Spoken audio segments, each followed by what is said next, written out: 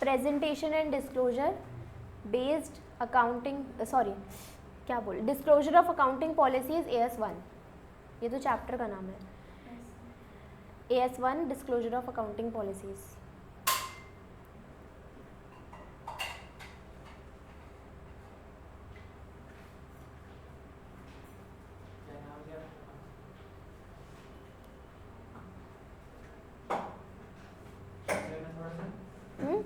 ये लिखा तो है डिस्क्लोजर, वो चैप्टर 4 का नाम है।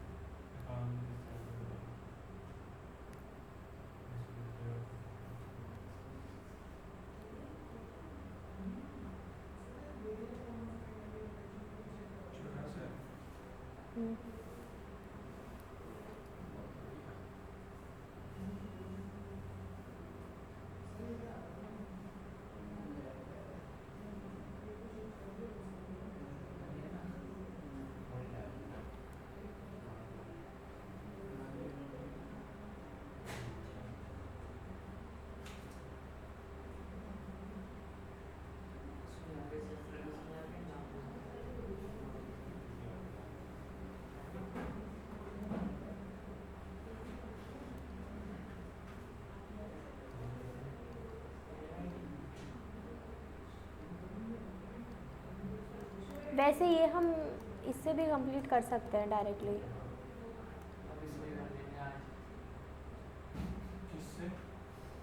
सीधा मॉड्यूल से ही लिखने के अलावा।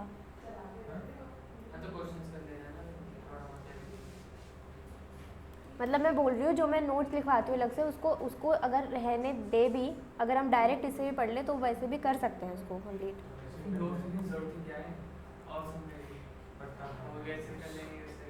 तुम वो नहीं पढ़ते हो तो क्या पढ़ते हो? अपने हिसाब से पढ़ते हैं।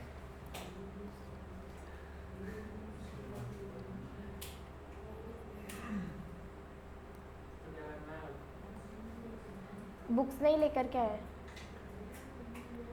ठीक है, बुक्स नहीं लेकर के आए तब भी ध्यान में रखना, मतलब कि हमने कहाँ कहाँ पर क्या क्या पढ़ा है, ठीक है? इतना तो कर लोगे ना?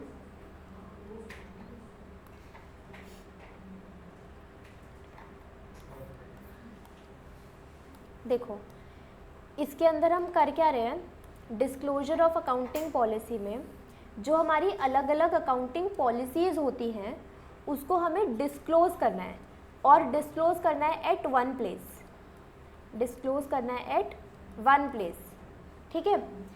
जैसे कि हम क्या, हमारे पास जैसे डेप्रिसिएशन के अलग अलग मेथड्स होते हैं, WDV मेथड होता है, SLM होता है, और भी मेथड्स होते हैं, वेटेड एवरेज। तो यहाँ पर अब हमें उसको बताना पड़ेगा, डिस्क्लोज करना पड़ेगा कि हमने कौन सा मेथड का यूज़ करा है। तो हमें अकाउंटिंग पॉलिसी को क्या करना होता है, डिस्क्लोज करना होता है एट वन प्लेस। मतलब हम पहले P&L, बैलेंस शीट, उसके बाद एंड में हम क्या बनाते हैं, नोट्स टू अकाउंट, फिर उसके बाद और भी बातें हम डिस्क्लोजर्स देते हैं, हम पॉइंट वाइज डिस्क्लोजर्स देते हैं। तो वहाँ पर उन डिस्क्लोजर की बात कर रहे हैं हम, ठीक है?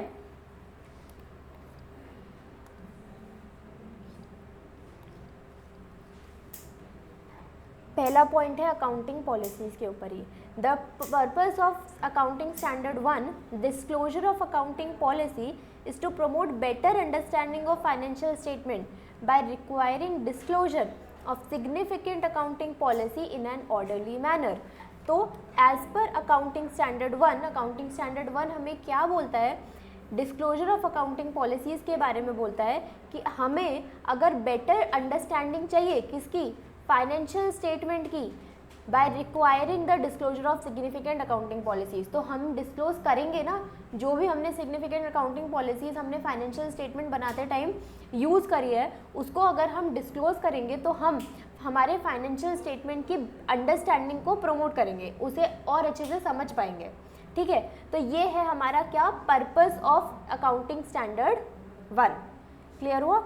As explained in the preceding paragraph, such disclosure facilitate more meaningful comparison between financial statement of different enterprises in same accounting year. तो हम क्या कर सकते हैं, ये हमें प्रोमोट करता है कंपेयर करने में जैसे कि हम फाइनेंशियल स्टेटमेंट बनाते हैं 2019 का बनाया, 2020 का बनाया, तो हम कंपेरेबिलिटी इंक्रीज होती है इससे 2 ईयर्स के बीच में, है ना, या फिर 2 एंटरप्राइजेस के बीच में भी कंपेरेबिलिटी इंक्रीज होती है। The standard also require disclosure of changes in accounting policy such that the user can compare financial statement of same enterprises for different accounting periods। तो हम क्या कर पा रहे हैं, सेम या तो फिर सेम एंटरप्राइजेस के 2 साल को कंपेयर कर पाते हैं या फिर 2 एंटरप्राइजेस के फाइनेंशियल स्टेटमेंट्स को भी हम कंपेयर कर पाते हैं। हमारी जो बेस अंडरस्टैंडिंग है समझने की फाइनेंशियल स्टेटमेंट वो इंक्रीज होती है अगर हम डिस्क्लोज करते हैं क्या हमारी अकाउंटिंग पॉलिसीज को, ठीक है। This accounting standard applies to all enterprises, ये एक और इम्पोर्टेंट लाइन, हर एंटरप्राइजेस पे एप्लीकेबल होता है ये।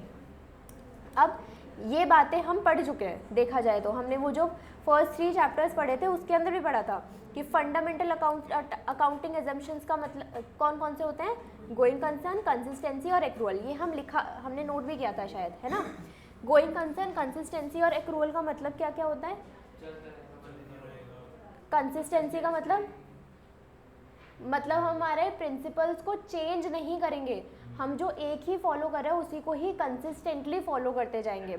और अगर हम चेंज भी करते हैं तो वो 3 पॉइंट्स के अकॉर्डिंग, है ना। अगर बेटर हमें प्रेजेंटेशन देता है या फिर लॉ है या फिर कोई अकाउंटिंग स्टैंडर्ड बोलता है, सिर्फ हम तब उस कंसिस्टेंसी प्रिंसिपल को ब्रेक करते हैं और कोई और प्रिंसिपल लेकर के, मतलब कोई और पॉलिसी लेकर के आते हैं। एक्रूअल कॉन्सेप्ट का क्या मतलब होता है कि हम कैश बेसिस नहीं फॉलो कर रहे हैं, एक्रूअल बेसिस फॉलो कर रहे हैं। एक्रूअल का मतलब क्या हो गया, हम मतलब क्रेडिटर्स को भी नोट करते हैं, हम डेटर्स को भी नोट डाउन करते हैं, हम सब चीज़ों को हमारे फाइनेंशियल स्टेटमेंट में दिखाते हैं, है ना। अब ये एक और इम्पॉर्टेंट पॉइंट है, ये एमसीक्यू वगैरह में आता है, fundamental accounting assumptions if follow. देखो अगर हम फॉलो कर रहे हैं फंडामेंटल अकाउंटिंग अजम्पशंस कौन सी, मतलब अगर हम गोइंग कंसर्न, कंसिस्टेंसी और एक्रूअल कॉन्सेप्ट को अगर हम फॉलो कर रहे हैं तो हमें उसको अलग से डिस्क्लोज करने की ज़रूरत नहीं है। लेकिन अगर हम फॉलो नहीं करते ना तो हमें डिस्क्लोज करके मतलब तब हमें डिस्क्लोज करना है, ठीक है। ये बात ध्यान में रखना कि अगर हम फॉलो कर रहे हैं तब तो कोई नई बात नहीं है, तो हमें फॉलो करना ही करना है। लेकिन अगर हम नहीं फॉलो कर रहे हैं तब हमें डिस्क्लोज करना है ना। अगर हमारी फर्म गोइंग कंसर्न नहीं है, सपोज कि कुछ बड़ी मेजर प्रॉब्लम हो गई, गोडाउन में आग लग गई या फिर हमें बहुत बड़ा लॉस हो गया और हम देखते हैं कि हमारा जो बिजनेस है वो गोइंग कंसर्न है ही नहीं, जल्दी हम उसको क्लोज डाउन करने वाले हैं, तो गोइंग कंसर्न फंडामेंटल अजम्पशन हमारा ब्रेक होगा यहाँ पर। तो अगर ऐसा होगा तो हमें उस बात को डिस्क्लोज करना पड़ेगा। और साथ के साथ जब गोइंग कंसर्न खत्म होता है तब हम फिर उसके वैल्यूएशन भी चेंज हो जाते हैं, हम जो एसेट्स और लायबिलिटी को वैल्यू करते हैं वो भी हमारे चेंज हो जाते हैं।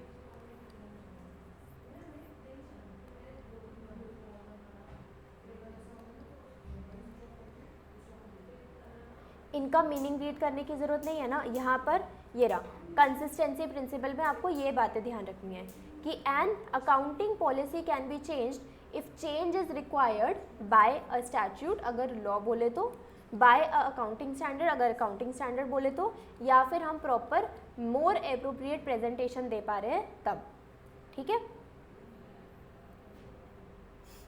एक्रूअल कॉन्सेप्ट जहाँ पर हम कैश बेसिस नहीं करते।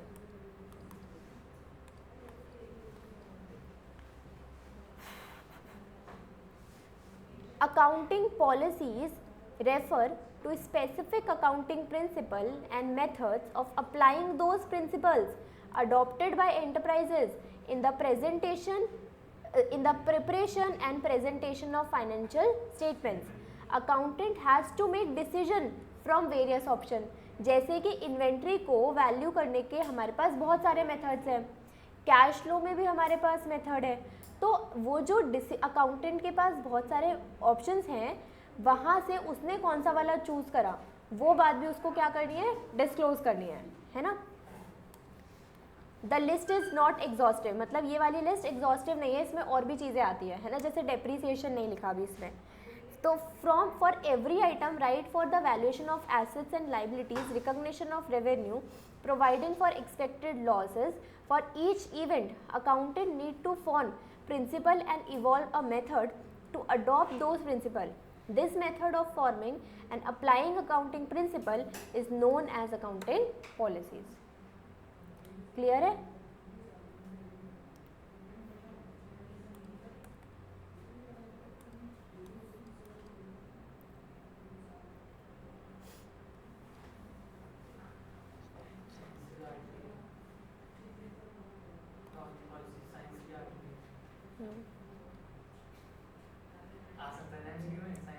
अरे यार नहीं, वो नहीं आएगा, वो भी बहुत बच्चों वाला क्वेश्चन है। एग्जाम्पल 1 नहीं, ये नहीं पूछेंगे अब आपसे। फिर भी पूछ, ये ना ये क्यूट नहीं है। Example 1, the most common example of exercise of prudence in selection of accounting policies is the policy of valuing inventory at lower cost and net realizable value. अच्छा, prudence concept का क्या मतलब होता है? हम फ्यूचर में होने वाले हाँ लॉसेस को, मतलब प्रोविजंस वगैरह तो बनाते हैं, लेकिन अगर हमें फ्यूचर में कोई इनकम होने वाली है हम उसको रिकॉग्नाइज नहीं करके चलते हैं, है ना। तो यहाँ पर हमारा एक बहुत अच्छा एग्जाम्पल है प्रूडेंस कॉन्सेप्ट का, क्या कि हम वैल्यू करते हैं इन्वेंट्री को लोअर ऑफ कॉस्ट और नेट रियलाइजेबल वैल्यू। ये हमने इन्वेंट्री AS2 में भी पढ़ा था, AS2 हम पढ़ चुके, वैल्यूएशन ऑफ इन्वेंट्री वहाँ पे भी पढ़ा था, लोअर ऑफ कॉस्ट और NRV। पैर से हिला कर से पढ़ चुके हैं।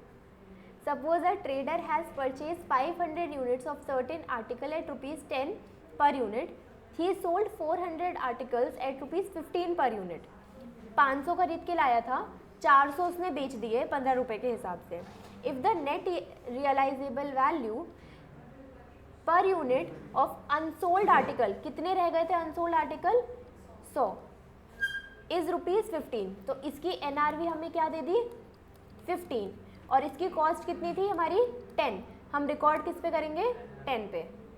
NRV हाँ जो लोअर है। The trader should value his stock at ₹10 per unit, दस इग्नोरिंग द प्रॉफिट ऑफ 500। वो इग्नोर कर रहा है ना प्रॉफिट, 100 इंटू 15 करेगा या 100 इंटू 10 करेगा, तो यहाँ पर 1500 आ जाएगा, यहाँ पर 1000 आ जाएगा। तो हम रिकॉर्ड अगर इस अमाउंट पे करेंगे तो हम 500 रुपये का प्रॉफिट को क्या करेंगे? इग्नोर करेंगे, है ना। आगे,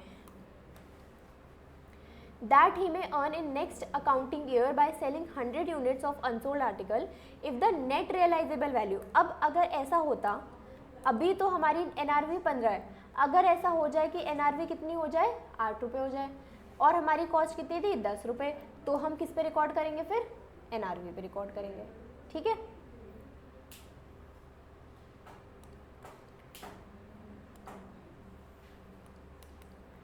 वही हमारे पास कैलकुलेशन दे दी यहाँ पर, ठीक है, sales minus cost of goods sold. Example number 2, example number 2, exercise of prudence does not permit creation of hidden reserve by understanding profit and assets or by overstating liabilities and reserves। तो exercise of prudence concept हमें permit नहीं करती हम क्या लेकर के चले? hidden reserve बनाएं। हमारे assets, liabilities, profit और losses को हमें understate और overstate करके नहीं show करना है। Suppose a company is facing a damage suit, no provision for damages should be recognized by the charge against profit unless probability of losing a suit is more than the probability of losing not losing it। मतलब क्या है? एक हम provision, एक हम AS पढ़ेंगे जिसके अंदर हमें पढ़ना होगा प्रोविजन की डेफिनेशन को भी, ठीक है।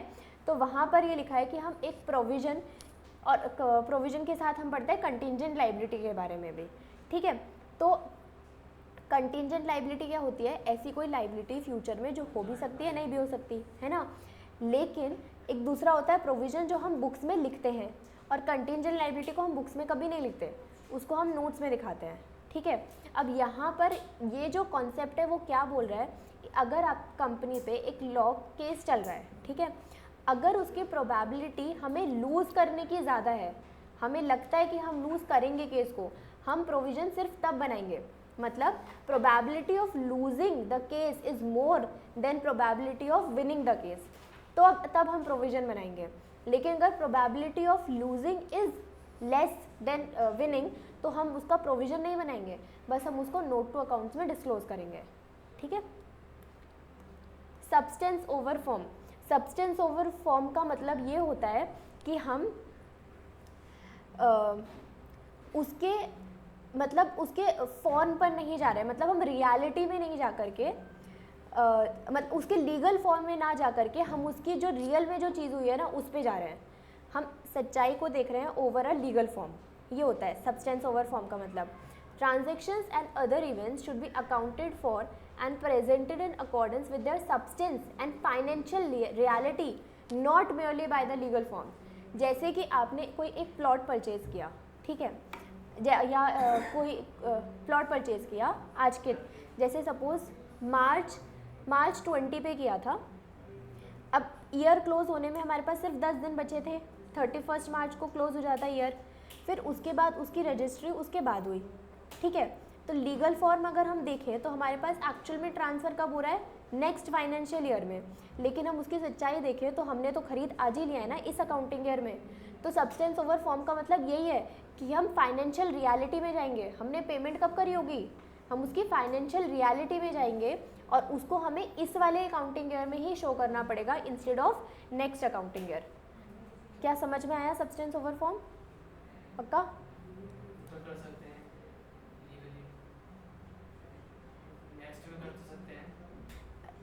क्यों कर सकते हैं? अगर आपने पहले ईयर में कर लिया तो फिर नेक्स्ट ईयर में नहीं करोगे।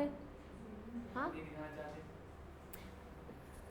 आपके पास एक पूरा लैंड आ चुका है और अगर आप अपनी बुक्स में उसको डिस्क्लोज नहीं करोगे तो वो गलत नहीं शो करेगा, मतलब अगर आपका ऑडिटर भी चेक करने आएगा तो वो भी नहीं बोलेगा कि आपके पास ये लैंड था, आपने इसके लिए पेमेंट भी करी, तब भी आपने अपनी बैलेंस शीट में उस लैंड को शो नहीं करा, गलत हो जाएगा ना वो। मटीरियलिटी, अब मटीरियलिटी का मतलब क्या होता है? मटीरियलिटी ऐसे हम बताते नहीं कि इतनी बड़ी चीज़ मटीरियल है, materiality company to company differ करता है ना, किसी के लिए 1 लाख रुपीज़ बहुत मटीरियल है, किसी के लिए नहीं है। तो materiality, financial statement should disclose all material item that is item the knowledge that might influence the decision. अब मटीरियलिटी का अमाउंट नहीं है, लेकिन जो हमें लगता है कि डिसीजन इन्फ्लुएंस करने लायक पॉइंट्स हैं किसके, यूज़र के, वो सारे मटेरियल आइटम को हमें डिस्क्लोज करना इम्पॉर्टेंट है। ठीक है। Manner of disclosure, all significant accounting policy adopted in preparation and presentation of financial statement should be disclosed। accounting policy हमने कोई भी अडॉप्ट करी है while preparing financial statement वो सब हमें डिस्क्लोज करनी है। समझ में आया? इसके अंदर हमने सिलेक्शन ऑफ अकाउंटिंग पॉलिसी में हमने 3 पॉइंट पढ़े। कौन से 3 पॉइंट? एक प्रूडेंस कॉन्सेप्ट, दूसरा सब्सटेंस ओवर फॉर्म और तीसरा मटीरियलिटी।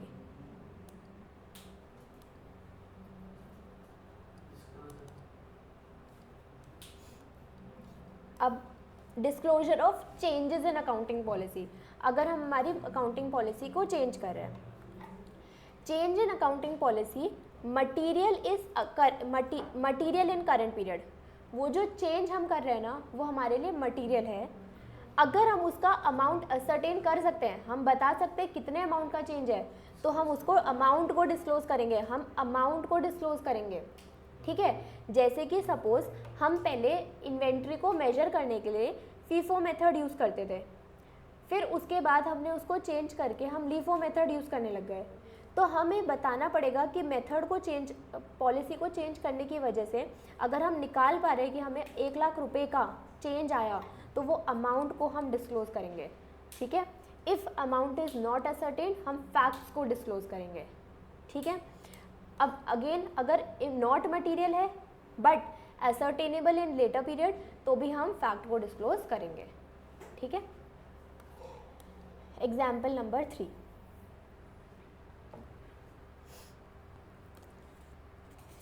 दो मिनट दे दो।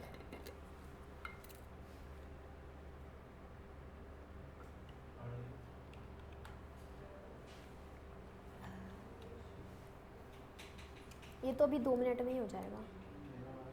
इलस्ट्रेशन, अच्छा 1 2 3 3 इलस्ट्रेशन है और पीछे 1-2 क्वेश्चन और है।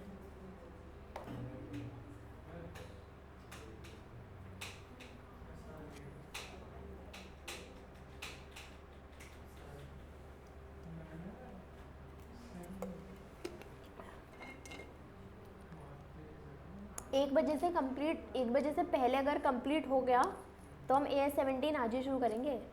थैंक यू मैम, मत बोलना।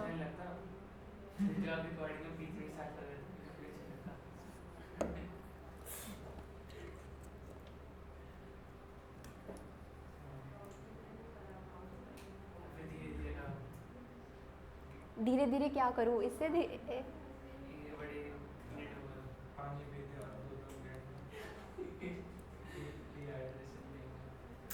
पानी में इसलिए मतलब पता नहीं एक साथ इतना सारा बोला नहीं जा रहा। Example 3,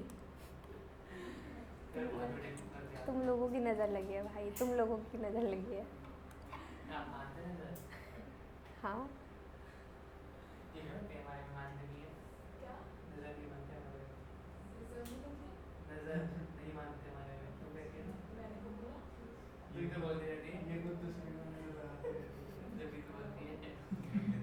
Example 3. A simple disclosure that an accounting policy has been changed is not as much as use for the reader of financial statement. The effect of change should therefore be disclosed where ascertainable. तो सिर्फ ये बताना कि हमने accounting policy में क्या change करा है, सिर्फ मेथड में जो चेंज हो रहा है वो बताना कोई हमारे रीडर के लिए यूज़फुल नहीं है। उसको हमें ये बताना पड़ेगा कि उस चेंज की वजह से क्या इफेक्ट आ रहा है हमारे फाइनेंशियल स्टेटमेंट्स पे। ठीक है, अगर हम अमाउंट को एसरटेन कर सकते हैं तो हम अमाउंट को भी डिस्क्लोज करेंगे। Suppose a company has switched over to weighted average formula from cost ascertaining cost of inventory from earlier practice of using FIFO. तो अब यहाँ पर यूज़र ने क्या करा है, पहले वो फीफो मेथड यूज़ करता था, अब वो वेटेड एवरेज मेथड को यूज़ करने लगा। If the closing inventory using FIFO is 2 lakh and that of weighted average method is 1.8 lakh, तो FIFO को यूज़ करके हमारी क्लोजिंग इन्वेंट्री 2 लाख की आ रही थी और वेटेड एवरेज से 1.8 लाख की आ रही थी। तो अब इस चेंज की वजह से हमारा प्रॉफिट क्या हो गया है, कम हो गया है बाय ₹20,000। तो अब हमें डिस्क्लोज किस तरीके से करना पड़ेगा, हम पूरा पैराग्राफ को किस तरीके से लिखेंगे कि हम वैल्यूएशन ऑफ इन्वेंट्री में हम ये मेथड यूज़ कर रहे थे, फिर हमने इस मेथड पर लेकर के आए और इतना इतना अमाउंट्स था दोनों में, तो हमारा इस वैल्यूएशन में चेंज करने की वजह से हमारा चेंज आया 20,000 रुपीज़ का। फुल हम ऐसे लिख करके उसको डिस्क्लोज करेंगे।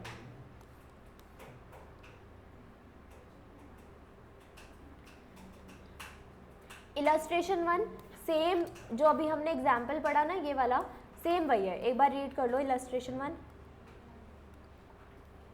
इलस्ट्रेशन 1 एक बार रीड कर लो।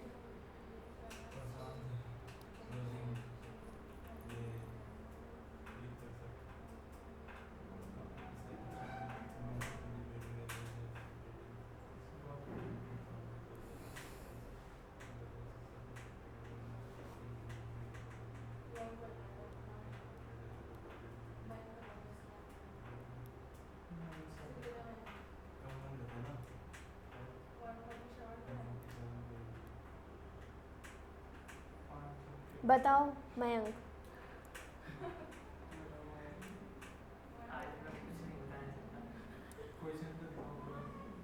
इतना ही है ये, इसके बाद तो बस ये है डिस्क्लोजर, कुछ भी नहीं है पीछे, इतना ही है। क्या डिस्क्लोज करोगे एज पर AS 1?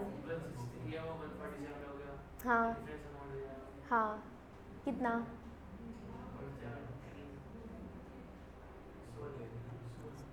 16। अरे ये हाँ, तो वही डिस्क्लोज करना है पूरा 16,000। वो कंफ्यूज करने के लिए दिया था, हम मेथड में चेंज देखेंगे ना। कोई क्या करेगा, इसमें से इसको माइनस या इसमें से इसको माइनस करके दिखा देगा।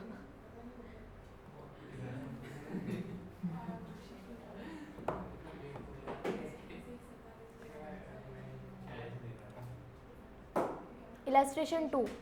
Jagannath Limited had made a right issue of shares in 2022. In the offer document to its member, it has projected a surplus of rupees 40 crore during the accounting year end 31st March 2022. तो यहाँ पर क्या हुआ है, Jagannath limited ने क्या करा, right issue of shares करा. In the offer document to its member, यहाँ पर वो लोग सरप्लस शो कर रहे हैं 40 करोड़. मतलब ऑफर डॉक्यूमेंट मतलब, ऑफर डॉक्यूमेंट का मतलब प्रोस्पेक्टस. राइट इशू का मतलब नहीं, यहाँ पे क्या लिखा है, in the offer document to its member.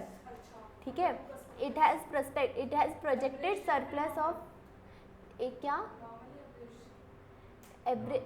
कोई, अब तो कोई भी हो सकता है, नॉर्मली एवरेज समराइज या कोई.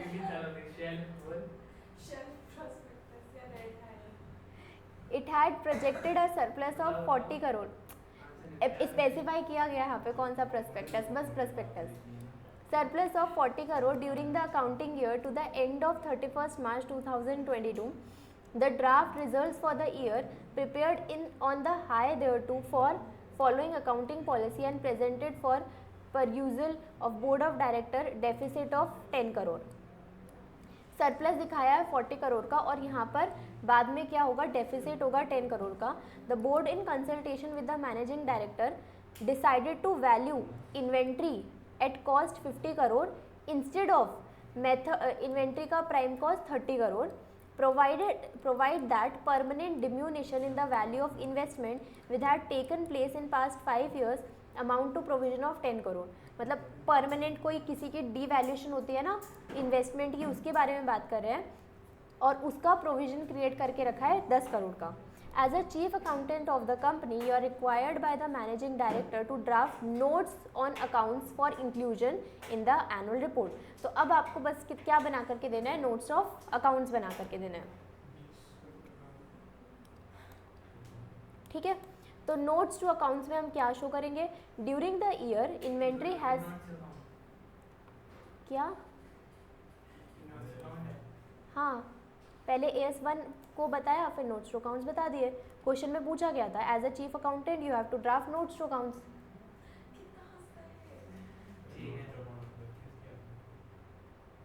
सिर्फ नोट्स टू अकाउंट्स का मतलब वो वाले नहीं जो नीचे डिस्क्लोजर देते हैं ना, डिस्क्लोजर की बात कर रहे हैं. हाँ, during the year inventory had been valued at factory cost against the practice of valuing it at primary cost as was the practice till last year. This has been done to take cognizance of more capital intensive method of production on account of heavy capital production for the same for the year during the year. As a result of change, year end inventory has valued at 50 crore and the profit for the year increased by 20 crore. तो यहाँ पर हमने वही बता दिया, इस वाले point को एक्सप्लेन कर दिया कि 50 करोड़ पे हमने वैल्यू करा है. ठीक है, फिर उसके बाद the company has decided to provide 10 crore. फिर हमने सेकंड पॉइंट को भी एक्सप्लेन कर दिया कि परमानेंट डिम्यूनेशन जो इन्वेस्टमेंट ऑफ एसेट हुआ है उसका भी प्रोविजन हमने बना करके रखा है 10 करोड़ का. ठीक है, 10 crore for permanent diminution the value of investment which had taken place over a period of 5 years. फिर the provision so has reduce the profit, और प्रोविजन बनाने की वजह से ऑब्वियसली प्रॉफिट रिड्यूस हो जाएगा बाय 10 करोड़. तो कुछ नहीं, बस इसको एक और अलग अच्छे तरीके से हमने उसको नोट करके दे दिया. ठीक है, इलस्ट्रेशन 3 भी सेम ऐसे ही है, यहाँ पर भी बस वही चीज़ें डिस्क्लोज करनी है. ठीक है,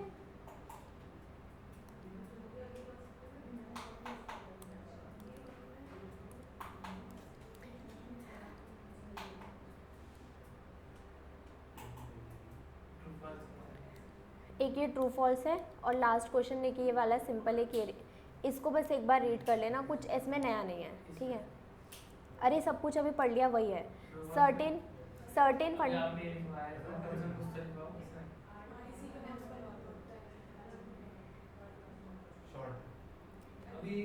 AS17 करेंगे ना.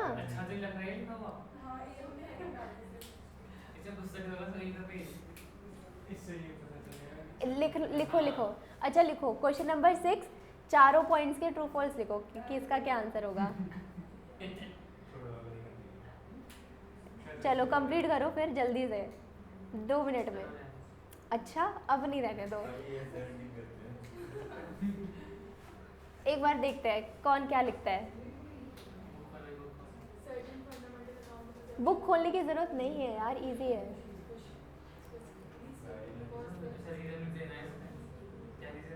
बस ट्रू और फॉल्स बताना है।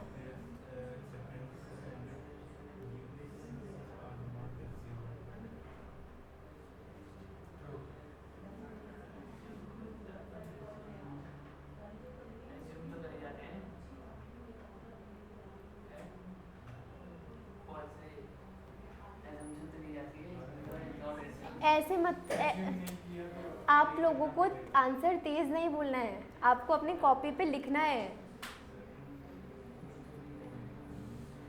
कॉपी का वो पेज रह जाएगा ना नहीं तो।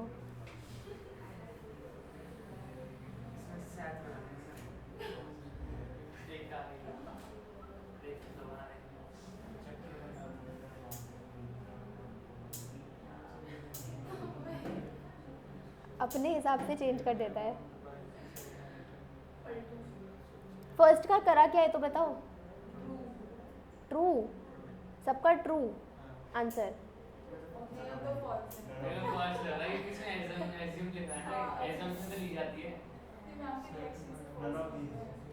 नन ऑफ, ये अलग ही इंसान है। Certain fundamental accounting assumptions underline the preparation and presentation of financial statement. They are usually specifically stated because their acceptance are not assumed. Assumption को not assume लिख रहे हैं, ये false है।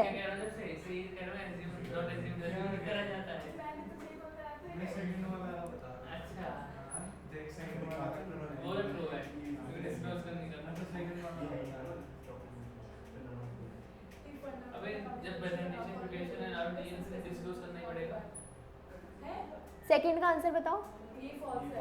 फॉल्स है। फॉल्स क्यों है? क्योंकि हम नहीं फॉलो करते तो हमें देना होता है। हाँ, जब हम नहीं समझ आया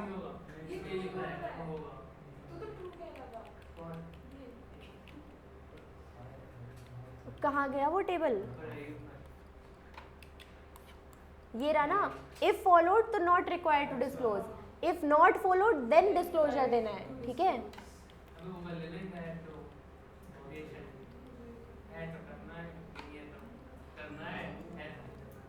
फॉल्स हो गया, ये भी फॉल्स हो गया। थर्ड,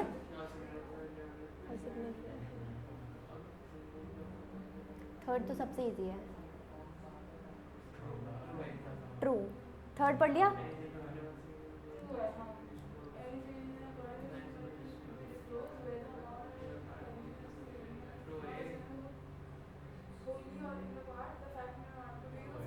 फॉल्स है, इंडिकेट करना है हमें फैक्ट। हाँ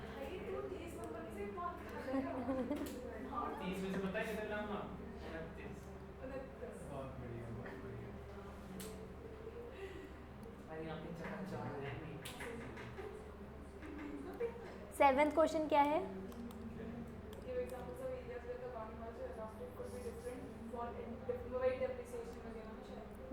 डिफरेंट पॉलिसीज होती है, अडॉप्ट करनी होती है, there are adopted by different, ये सब ठीक है। चलो AS 17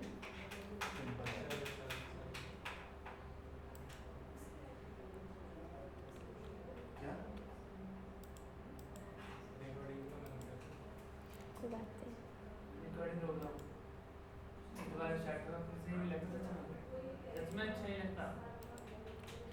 चलो तुम्हारी बात मान लेते हैं।